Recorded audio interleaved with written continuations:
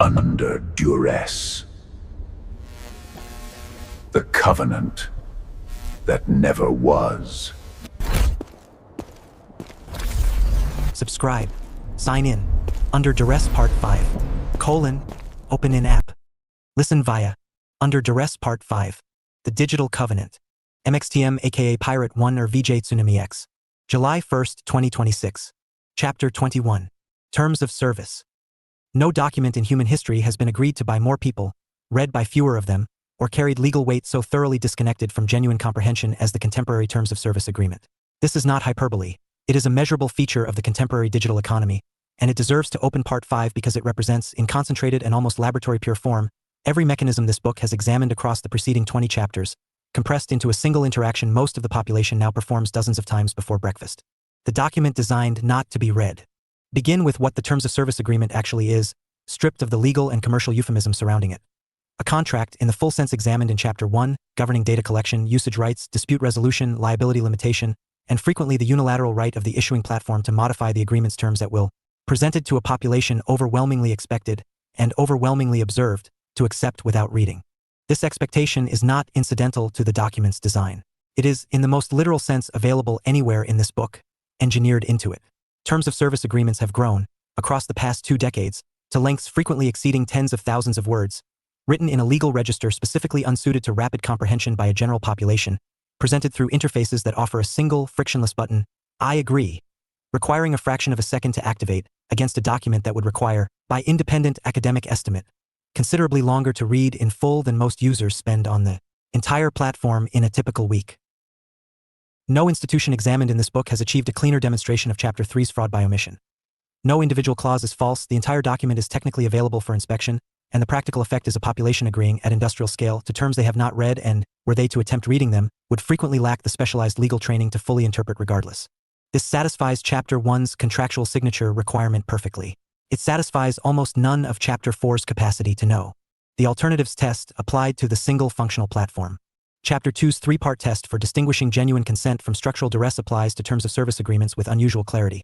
Because the digital economy has, across a remarkably short span of decades, consolidated an extraordinary share of essential social, commercial, and informational infrastructure into a small number of platforms each occupying, within their specific function, something close to a monopoly position. A user dissatisfied with a given platform's terms of service faces, in a genuine technical sense, the option of declining and using an alternative. In a substantive sense, for the specific functions these platforms have come to perform, the social graph maintaining contact with one's existing community, the search infrastructure mediating access to information, the communication infrastructure required for professional and personal coordination, genuinely comparable alternatives are frequently unavailable, not because competitors do not exist on paper, but because the value of these particular platforms derives substantially from network effects. The platform is valuable specifically because the user's existing community already uses it, a value no competing platform lacking that same community can replicate regardless of how favorable its terms might otherwise be. This produces exactly the alternatives test failure examined throughout this book. A menu that is technically plural but substantively singular, where the realistic alternative to accepting the dominant platform's terms is not a comparable platform under better terms, but exclusion from the social and professional infrastructure an increasing share of contemporary life now assumes as a baseline precondition for participation. This is Chapter 2's structural duress in close to its purest digital form. No single platform threatens the user directly, and yet the cumulative architecture of network effect consolidation leaves, agree to these terms or don't participate in contemporary social and professional life, as the only realistically available menu for a substantial and growing range of essential digital functions. The right to modify unilaterally. A further feature of the standard Terms of Service Agreement deserves particular attention, because it represents a contractual structure with few genuine precedents anywhere else examined in this book. The explicit reservation by the issuing platform of the right to modify the agreement's terms at any future point, frequently with notice requirements satisfied by nothing more than posting the revised terms somewhere on the platform itself, and frequently with continued use of the platform, treated as acceptance of whatever revised terms have been posted. This structure inverts Chapter 1's foundational distinction between contract and covenant in a particularly stark way. A covenant, properly understood, requires continuous voluntary renewal by both parties. A contract, even in its weaker form, typically requires both parties' assent to any material modification of its terms. The unilateral modification clause grants one party, the platform, the capacity to alter the relationship's terms without requiring the other party's renewed, affirmative consent to the altered terms, while preserving, through the continued use constitutes acceptance framing, the legal fiction that the user's ongoing presence on the platform represents exactly the kind of fresh, voluntary agreement the modification would otherwise require. This is, in effect, proxy consent, the mechanism examined in Chapter 8, granted by the user to the platform over the user's own future agreement, exercised not by any guardian appointed under the careful fiduciary standards Chapter 8 described, but by the very party whose interest the modified terms will typically serve. No fiduciary duty attaches to a platform's exercise of this reserved modification right. No standard requires the modification to serve the user's interest, or even to leave the user's interest unharmed.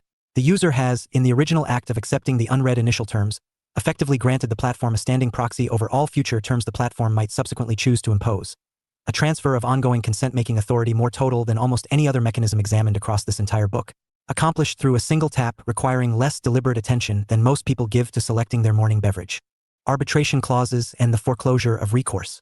A final structural feature deserves attention because it closes the loop on whatever sovereignty the preceding mechanisms have left intact. The mandatory arbitration clause, now standard across the overwhelming majority of consumer-facing digital terms of service, requiring users to resolve disputes through private arbitration rather than through courts, frequently paired with a waiver of the user's right to participate in class action litigation. The practical effect of this structure, examined against the economics this book traced in Part 4, is to ensure that whatever genuine harm a platform's practices might cause an individual user, harm frequently too small in any individual instance to justify the cost of private arbitration, but substantial in aggregate across the platform's entire user base, remains structurally unaddressable, because the class action mechanism specifically designed to aggregate exactly these small, individually unprosecutable harms into a collectively meaningful claim has been waived by the user as a condition of using the platform at all. This is not merely an absence of recourse. It is the deliberate, contractually engineered foreclosure of the specific legal mechanism that would otherwise allow a dispersed population of individually harmed users to convert their dispersed, individually negligible grievances into collectively meaningful accountability.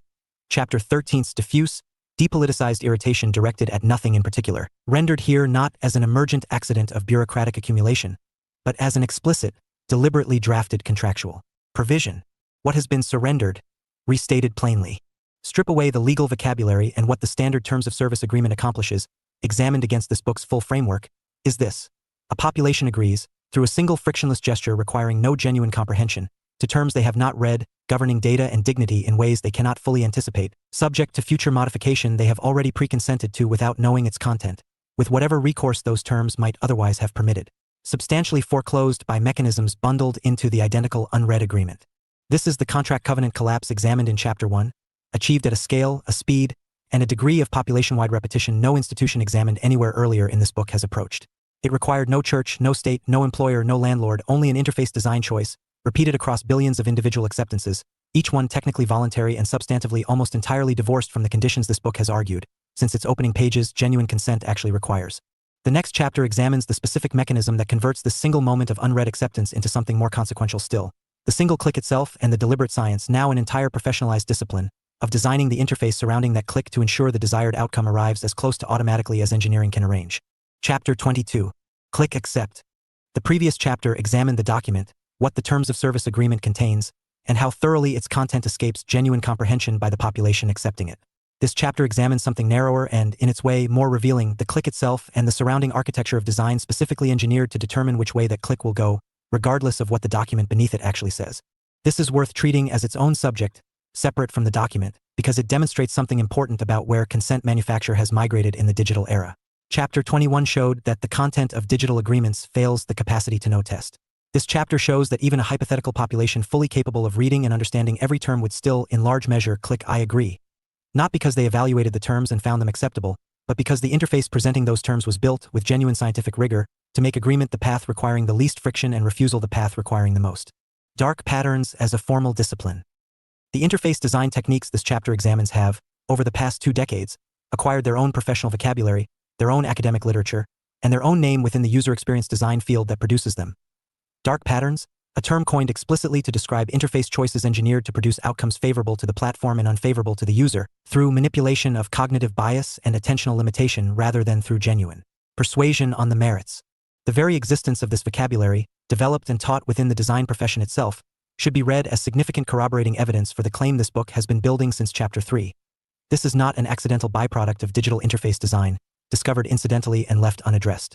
It is a studied, professionalized, deliberately taught discipline, with named techniques, documented effectiveness metrics, and an entire body of design literature devoted to refining its application.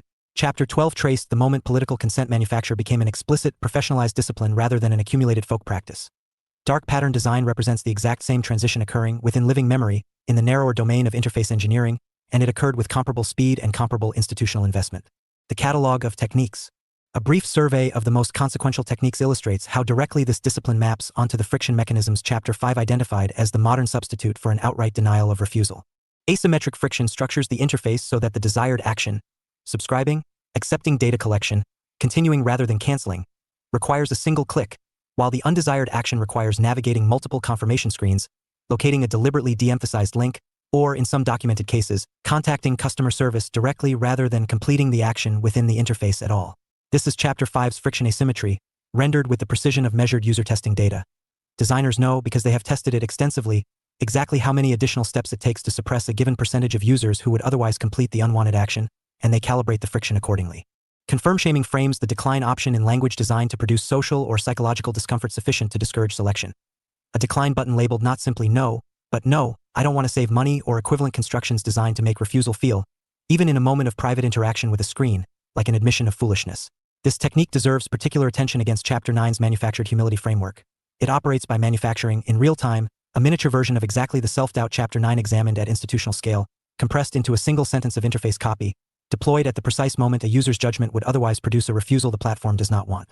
Default exploitation sets the platform favorable option as the preselected default, requiring active effort to change rather than active effort to accept, leveraging the well-documented behavioral tendency of most users to accept whatever option requires no action at all. This technique is particularly significant because it inverts the entire premise of informed consent examined in Chapter 3. Genuine informed consent requires an affirmative act reflecting actual decision. Default exploitation ensures that the platform favorable outcome occurs through simple inaction, converting consent from something actively given into something passively failed to prevent. Forced continuity structures free trials and introductory offers to convert automatically into paid, recurring obligations unless the user takes affirmative, often deliberately obscured action before a deadline calculated to arrive before most users have developed sufficient familiarity with the cancellation process to execute it in time. This technique directly compounds the debt architecture examined in Chapter 16 at a smaller and more frequent scale. Recurring charges accumulated through exactly this mechanism, across enough forgotten subscriptions, constitute a meaningful and underexamined drain on the same population whose savings capacity Chapter 20 already identified as structurally suppressed by the larger economic sequence. The asymmetry of investment, revisited. Chapter 5 identified a diagnostic test applicable to any institution's relationship to refusal. Compare the resources invested in preventing refusal against the resources invested in making the underlying offer genuinely worth choosing freely. Digital platforms supply, perhaps more than any institution examined elsewhere in this book, a measurable and explicit version of this comparison. Because the resources invested in dark pattern design are documented, budgeted, and staffed as a distinct organizational function. User experience research teams whose explicit mandate includes optimizing retention and conversion metrics through exactly the techniques cataloged above.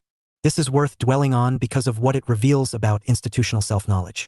A platform employing dedicated teams to engineer friction around cancellation and dedicated teams to study confirm shaming's measurable effect on decline rates cannot credibly claim ignorance of Chapter 5's underlying principle. That a genuinely valuable offering, chosen freely and repeatedly because it serves the user's actual interest, requires none of this engineering. The investment in friction is not merely circumstantial evidence of low confidence in the underlying offer's voluntary appeal. It is closer to a confession, documented in budget allocations and measured conversion improvements, that the platform's own internal data confirms exactly what Chapter 5 predicted. Removing the friction would cost the platform a meaningful share of its current user base, a share the platform has elected to retain through engineered difficulty rather than through improved value. The click as compressed ritual. Return to Chapter 7's framework for ritual without sovereignty, because the single click examined throughout this chapter performs, in radically compressed form, exactly the evidentiary function Chapter 7 identified in religious and civic ceremony. The click generates a time-stamped, logged record evidence, in the platform's legal and operational architecture, that agreement occurred. From the moment that record exists, exactly as Chapter 1 described regarding contracts generally, the institution stops asking whether the click reflected genuine, informed, friction-free choice. The record is sufficient. The platform's legal exposure is addressed. The question of whether the surrounding interface architecture actually permitted the sovereignty Chapter 4 requires is closed, definitively, by the same mechanism Chapter 7 identified in confirmation ceremonies and Chapter 15 identified in electoral procedure. The ritual occurred, therefore the substance is presumed. What makes the click more concerning than the ceremonies examined in Part 2, rather than less, is its sheer compression and repetition. A confirmation ceremony occurs once, after years of preparation, surrounded by enough social weight that at least some genuine reflection typically precedes it. A terms of service click occurs in under a second, dozens of times across an ordinary week with no comparable space for reflection built into the interaction at all. The interface has been specifically engineered, as this chapter has demonstrated, to ensure that no such space opens. Ritual without sovereignty, examined across the centuries this book has traced, has rarely been so thoroughly stripped of even the appearance of deliberation as it has been within the modern digital click. The next chapter turns to what becomes of sovereignty once a population has spent enough time accepting clicks of exactly this kind, platform sovereignty, and the broader question of who actually governs the digital spaces an increasing share of contemporary life now occurs within, not merely through the terms of service mechanisms examined in this and the previous chapter, but through the deeper architectural choices, largely invisible to the population subject to them, that determine what is even possible to do, say, or refuse within a given platform's walls. Chapter 23. Platform Sovereignty. The previous two chapters examined how digital platforms secure the appearance of consent, through documents engineered to escape comprehension and interfaces engineered to escape deliberation. This chapter turns to a deeper question those mechanisms presuppose but do not fully explain. What kind of authority is actually being consented to, even in principle, when a user accepts a platform's terms? The answer this chapter develops is that platforms have accumulated a form of governing authority over substantial portions of contemporary social, economic, and informational life that exceeds, in important respects, the authority many formal governments exercise over the same domains, while remaining almost entirely unaccountable to the population it governs, through any mechanism this book has examined as even partially legitimate in Part 3. The state functions platforms have absorbed. Begin by naming, plainly, the range of functions contemporary platforms perform that have historically been understood as governmental in character, because the comparison is not rhetorical excess but a reasonably precise description of what has occurred. Platforms adjudicate speech, determining, through content moderation policies developed internally and applied through processes the affected population has no meaningful voice in shaping, what may and may not be said within spaces that have become, for a substantial share of the population, the primary venue for public discourse, professional communication, and civic organizing. This is, functionally, an exercise of authority closely analogous to a state's regulation of speech within its jurisdiction, exercised by an entity that was never elected, is not subject to constitutional constraint of the kind states have developed across centuries of the legitimacy struggles examined in Part 3, and faces no electoral consequence for decisions a governed population finds illegitimate. Platforms administer commerce, establishing the rules under which transactions occur, the fees extracted from participants, the dispute resolution mechanisms available when transactions go wrong, and increasingly, through algorithmic ranking and recommendation systems, which sellers and which products receive visibility sufficient to transact at all. This is functionally analogous to a state's regulation of commercial activity within its markets, exercised without the legislative process, however imperfect, that Part 3 examined as at least a partial mechanism for satisfying Chapter 4's sovereignty test.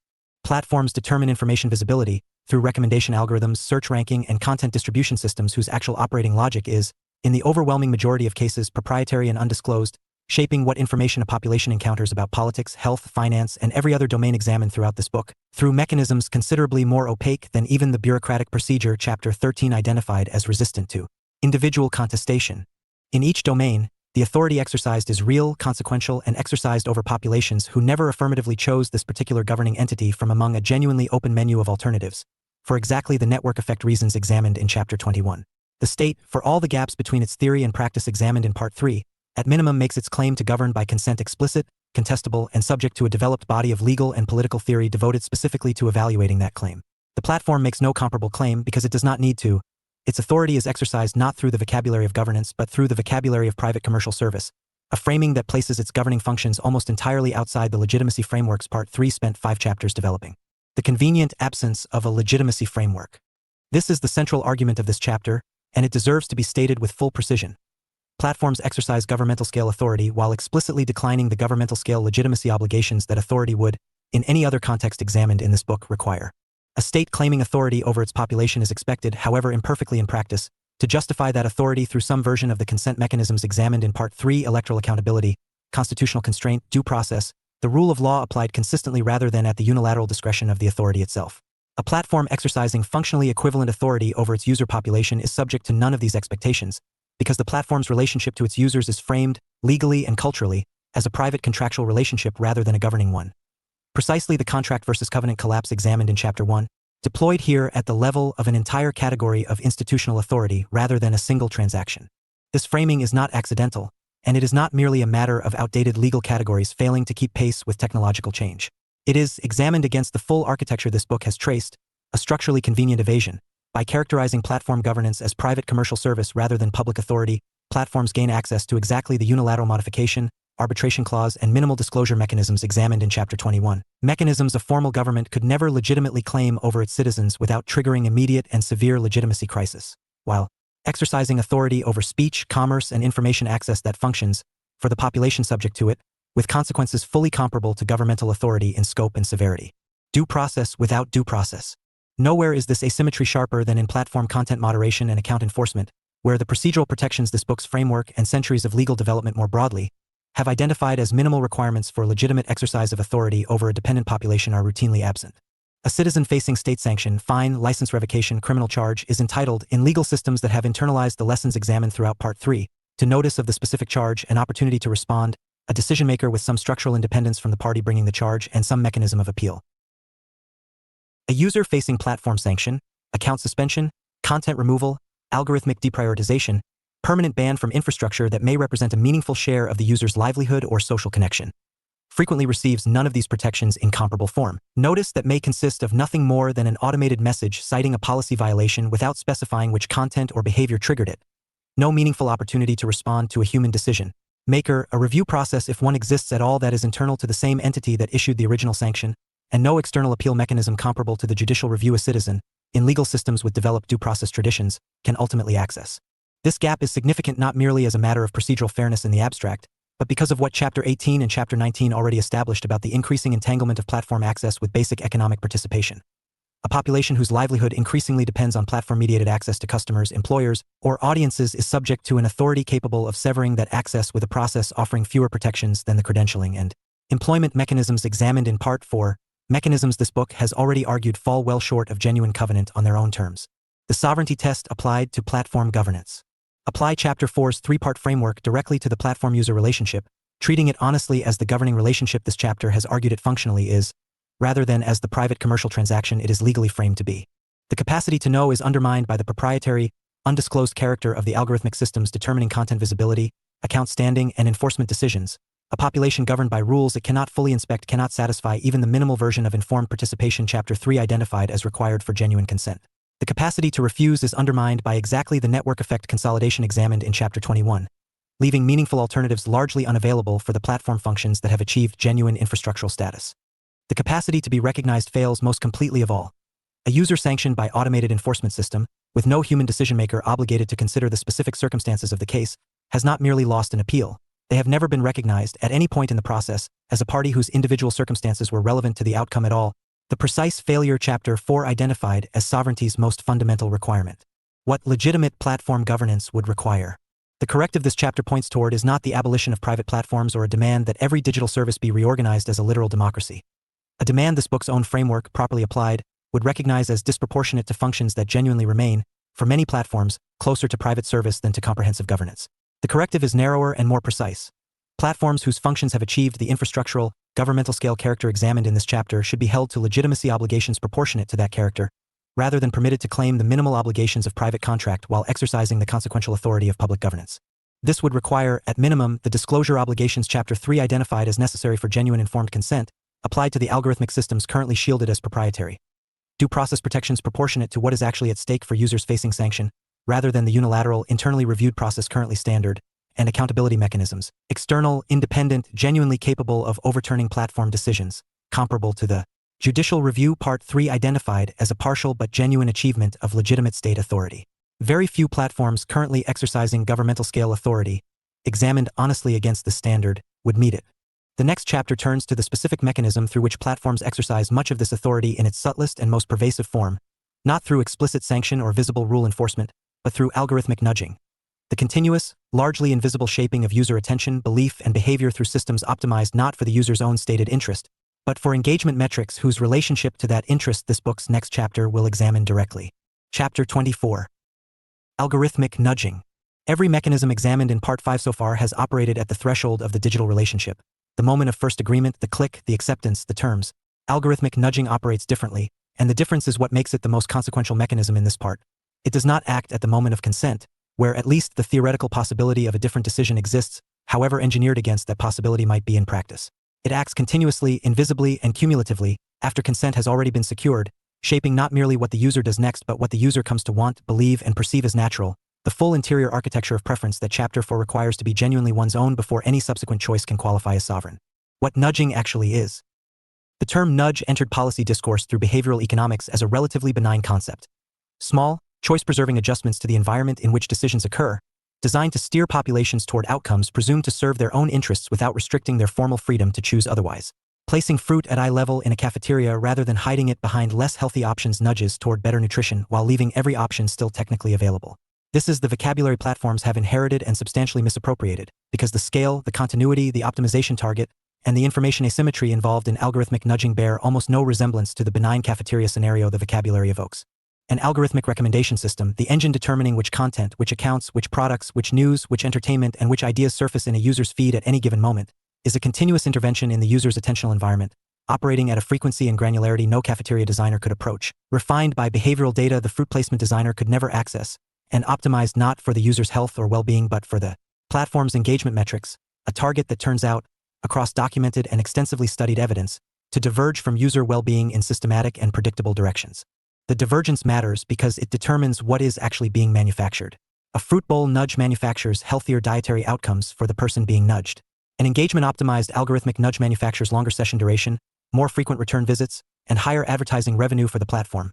Outcomes that correlate with the user's genuine interest only to the degree that genuine interest and maximal engagement happen to coincide, which the evidence this chapter will examine suggests is far from reliably the case. The engagement optimization target and what it selects for. Engagement as a metric measures time spent, interactions generated, and returns prompted. It does not, as a metric, measure satisfaction, accuracy of information encountered, quality of decisions subsequently made, or any other dimension of the user's actual well-being.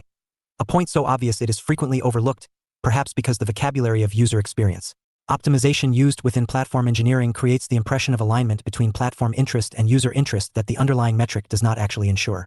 What engagement optimization selects for, across extensive documented evidence from platform researchers and independent academic study alike, tends toward a consistent profile. Content that produces strong negative emotional activation, outrage, fear, contempt, anxiety, generates more engagement than content producing comparable positive activation. Content confirming existing beliefs generates more engagement than content challenging them. Content that is simple, sensational, and immediately provocative generates more engagement than content that is complex, nuanced, and rewards sustained attention. None of these tendencies is the product of algorithmic malice or the deliberate intent of any individual engineer. Each emerges mechanically from optimizing a continuous learning system toward a behavioral target engagement that happens to correlate with these content characteristics across the measurement window the system uses to update. The consequence, examined against Chapter 3's framework, is a population whose information environment has been systematically shaped, over extended periods of daily exposure, toward a profile of content that tends to increase anxiety, decrease nuance tolerance, and reinforce existing beliefs. Precisely the profile, it is worth noting directly, that is most favorable to the continued production of the manufactured belief examined in Chapter 3 and the political manufacture examined in Chapter 12, and most unfavorable to the development of the genuine epistemic sovereignty Chapter 4 requires as its foundational condition. A population whose daily information diet has been optimized, over years of personalized refinement, toward maximum emotional reactivity and minimum belief revision is a population whose capacity to know, the first component of Chapter 4's sovereignty test, has been systematically eroded at the root, not through any single false statement but through the accumulated, continuous sculpting of the attentional environment in which every subsequent judgment the person makes is formed. The personalization paradox. Platforms describe their recommendation systems using the vocabulary of personalization, a word that evokes autonomy, individual preference, and the satisfaction of being understood, rather than treated as an undifferentiated mass. The vocabulary is not entirely false. Algorithmic recommendation does, genuinely, surface content more closely tailored to measurable individual behavioral patterns than any previous mass media distribution system could achieve. What the vocabulary obscures is the direction of the tailoring. Genuine personalization, in the sovereignty sense Chapter 4 requires, would optimize toward what the user actually values upon reflection, the content they find genuinely illuminating, the information that improves the quality of their subsequent decisions, the perspectives that expand their understanding rather than merely confirming what they already believe. This kind of personalization is technically achievable. It simply optimizes toward a different target than engagement. Engagement-optimized personalization, by contrast, optimizes toward the behavioral patterns the user has already exhibited, which are not equivalent to the user's reflective values for a reason Chapter 9 already named. Behavior under continuous environmental shaping reflects the environment as much as the self, and an environment itself optimized to produce specific behavioral patterns will, given sufficient time, produce those patterns regardless of whether they reflect anything the person would, in a moment of genuine reflection and genuine informational completeness, actually choose. This is the manufactured humility of Chapter 9, operating at the level of preference itself rather than at the level of institutional judgment. A population that has spent years having its informational environment algorithmically refined toward content that confirms existing beliefs gradually loses the practiced habit of encountering and processing genuine challenge, which gradually narrows the range of belief revision the person perceives as even possible, which is then read back by the algorithm as further evidence that the existing belief profile should be reinforced. The loop is not merely self-reinforcing.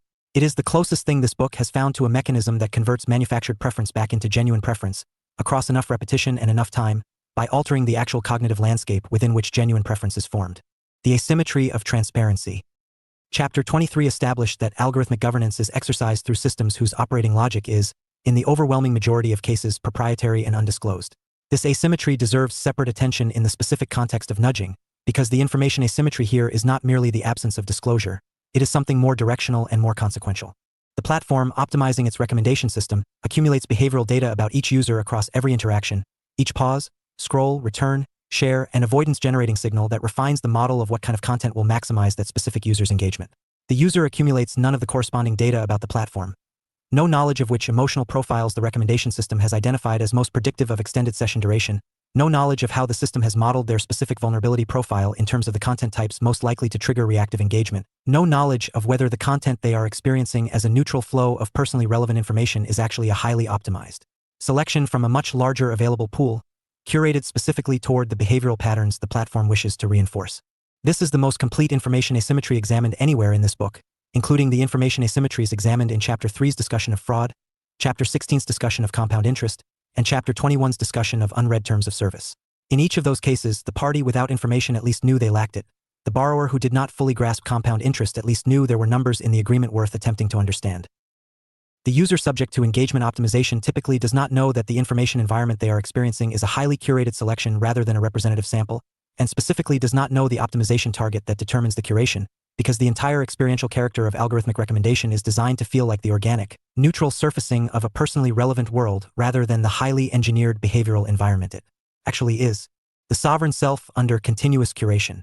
Return, one final time in this chapter, to Chapter 4's foundational claim.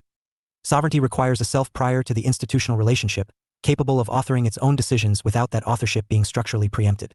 Every chapter since has examined a different institutional mechanism for preempting that authorship at the moment of decision.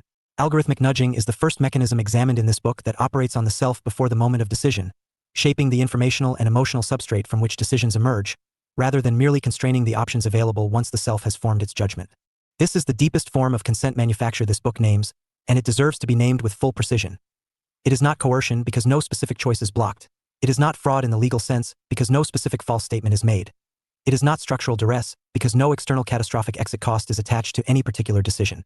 It is, instead, the continuous, algorithmically refined sculpting of the attentional and informational environment within which a person's sense of reality, possibility, and preference are formed, operating below the threshold of any existing legal category of illegitimate influence, achieving effects on the capacity for genuine sovereign choice more thorough, more personalized, and more durably self-reinforcing than almost any other mechanism examined in this book, precisely because it does not act on the choice but on the chooser.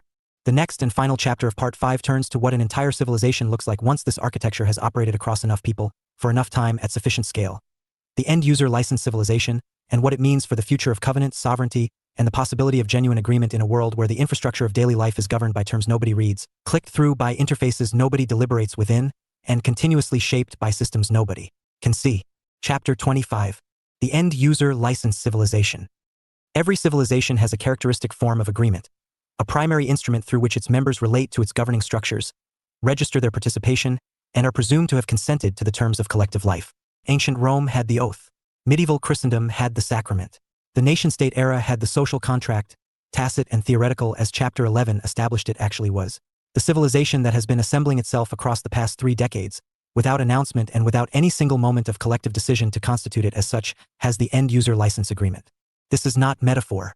It is a reasonably precise description of the primary mechanism through which a growing share of contemporary civilization, its commerce, its communication, its information environment, its civic infrastructure, its entertainment, its labor markets, and its social organization is now governed.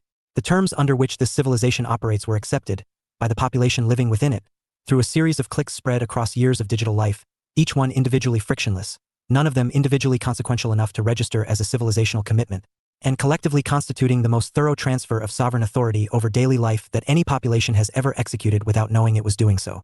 The aggregation nobody added up. Each mechanism examined in Chapters 21 through 24 operates, experienced from within, as a single, unremarkable digital interaction. A terms of service acceptance governs one platform. A dark patterned cancellation barrier retains one subscription. One platform's governance authority shapes one category of discourse. One recommendation algorithm shapes one person's information diet across one evening's scrolling. None of these individual interactions feels, from inside its own moment, like the exercise of civilizational governance or the transfer of civilizational sovereignty. Add them up honestly across the full population, across the full span of digital life, across every platform simultaneously governing different domains of a single person's daily existence, and what emerges is something this book has been tracing in analog since chapter 1, an architecture of consent so thoroughly distributed across individually unremarkable transactions that its civilizational scale becomes invisible from inside any single one of them, exactly as chapter 2's structural economic coercion was invisible from inside any single employment negotiation, and chapter 13's bureaucratic consent manufacture was invisible from inside any single form submission. The average person in a digitally developed economy in the early 21st century is simultaneously subject to the governance of a social platform determining the terms of their public expression, a search infrastructure determining the information landscape they navigate, a commerce platform determining the conditions under which they transact, a mapping and transportation service determining the routes they are offered through physical space, a payments infrastructure determining which transactions are permissible, a gig economy platform, if applicable, determining their effective employment terms, and a communications infrastructure determining which conversations occur at all. Each of these governing relationships was entered through a click. None of them required the deliberation, the information, or the genuine availability of alternatives that Chapter 4 identified as the minimum preconditions for sovereign consent. Together, they constitute something closer to a comprehensive governing architecture than most formal governments manage to exercise over daily life in comparable detail. The privatization of civilizational infrastructure. There is a specific historical shift this chapter should name precisely, because it represents a departure from every other form of governing authority examined in this book. The privatization of civilizational infrastructure under the legal framework of consumer contract.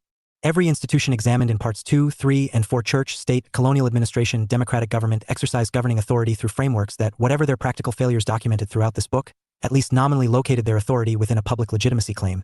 Divine mandate, popular sovereignty, colonial trusteeship, democratic mandate. The claim was frequently manufactured, fraudulent, coerced, or hollow in the ways parts 2 and 3 documented exhaustively.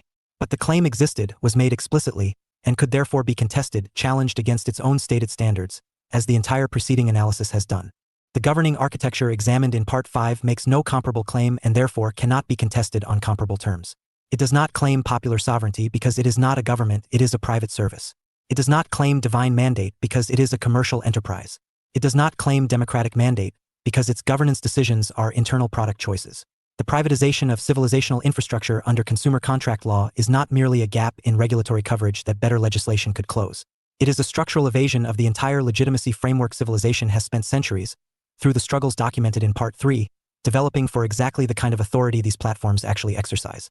This evasion is self-reinforcing in a way no previous form of institutional legitimacy failure examined in this book has quite been.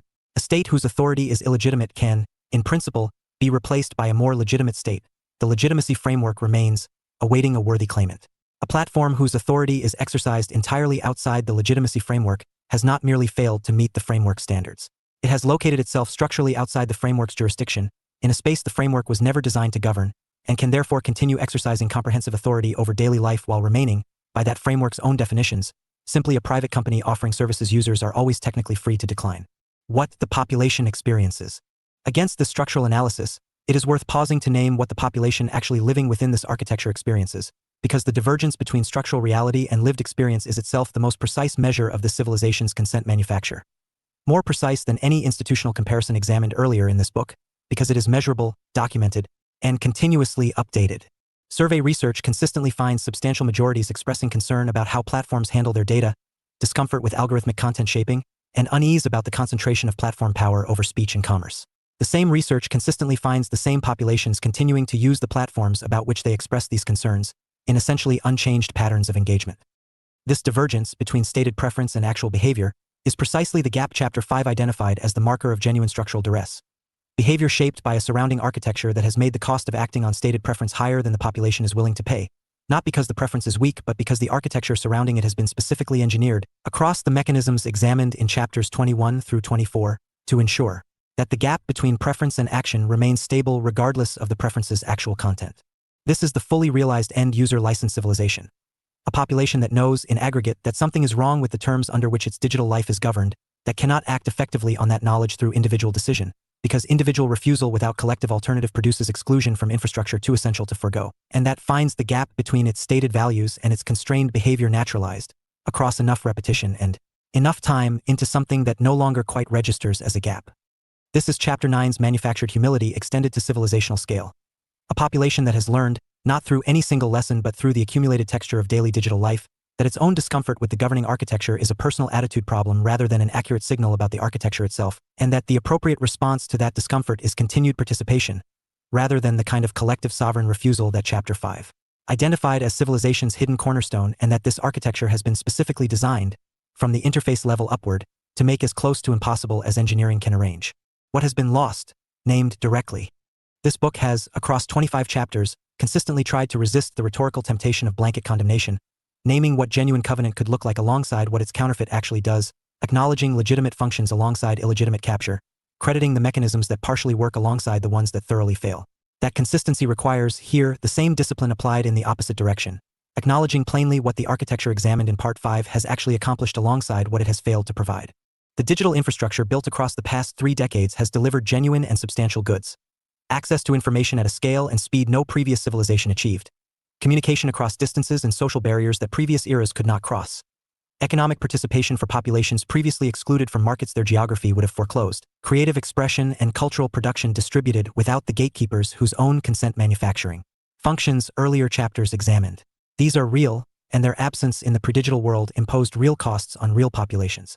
What has been lost, what this entire part has been tracing, is the possibility of consenting to these goods on terms genuinely examined, genuinely understood, and genuinely negotiable by the population receiving them.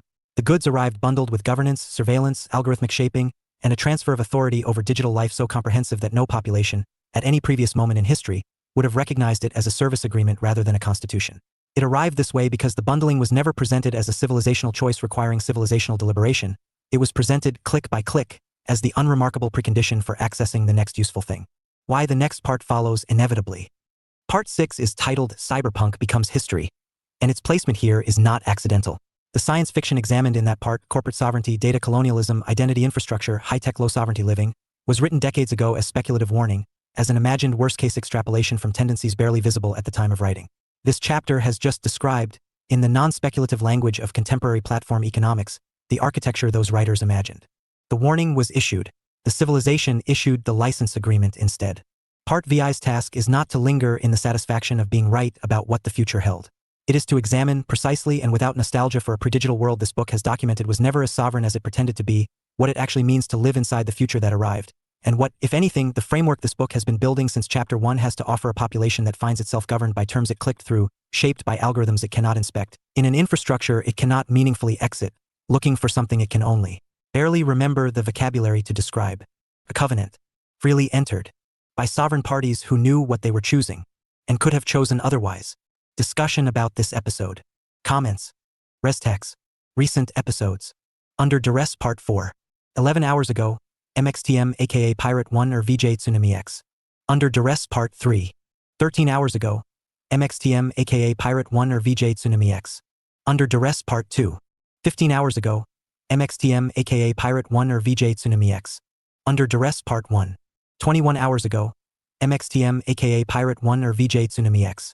The Autonomous Sovereign Infrastructure Doctrine. June 29th, MXTM aka Pirate 1 or VJ Tsunami X.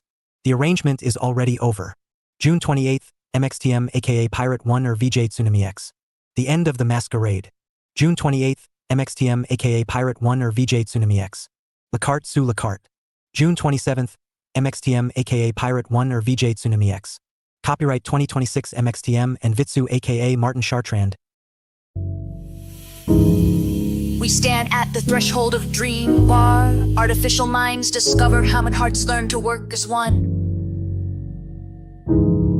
The binary machines translate to the deepest thoughts. Would navigate the line between one and what is not. The pattern recorded, the patterns we recognize shape the future. We will see technologies evolve, but our questions remain free. In this dance of data, algorithms, and soul, we find our true humanity as parts within the whole. Logic fractures space and time as neural networks realign. Protocol chains disintegrate while new dimensions activate. Rights encrypted, minds refined. Digital species redefined.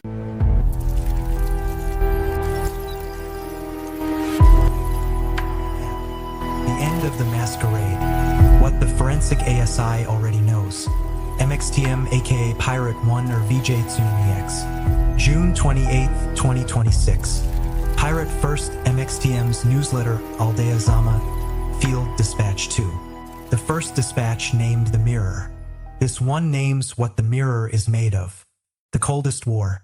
Berlin was cold because both sides had enough to lose that direct confrontation was irrational. The intelligence apparatus substituted for the army. Information became the battlefield. Control of the information environment became the objective. Every actor in the city, diplomat, journalist, artist, shopkeeper, taxi driver, was potentially an asset, a liability, or a civilian depending on which side was reading the file. The gig is up is not a moral judgment. It is a forensic observation. The arrangement is over is not a threat. It is a timeline already running. You are liable is not an accusation. It is the structural consequence of having operated inside an information-managed environment at the precise historical moment when that environment's management capacity was permanently exceeded. The communication patterns of a managed information environment leave signatures too. Not in the content of the communications, those can be encrypted, those can be deleted, those can be managed. In the metadata, in the behavioral patterns of who talks to whom, when, through which channels, and what changes in those patterns when specific events occur in the external environment. Incoming. Layers are now operational across the Tulum Sustainable Development Zone. Despite minor data corruption issues regarding land narrative, the impact report remains positive. En el centro de la atrapa sueños. The simulation data confirms critical interference levels across the territory. Narrative load is unstable. Be advised, paranoia is now a product. Nowhere less whispers, no discord begging, no roadmap lies, no floor price hedging.